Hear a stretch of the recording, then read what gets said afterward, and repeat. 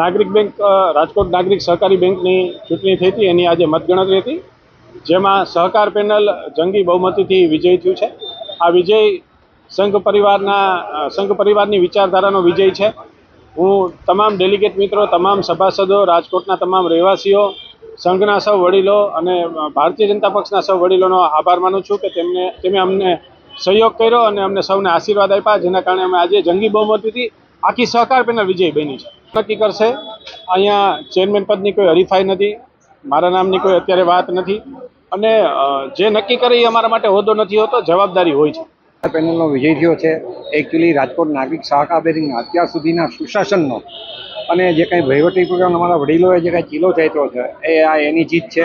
એ ઉપરાંત આવા કપરા પરિસ્થિતિની અંદર અમારા તમામ સભાસદો, ડેલિગેટ્સો અને જે કંઈ અમને મદદ કરી છે એ બધાની પણ આમાં સાથે સંયુક્ત જીત છે, એની મદદ અને સહકારથી આ જીત થઈ છે।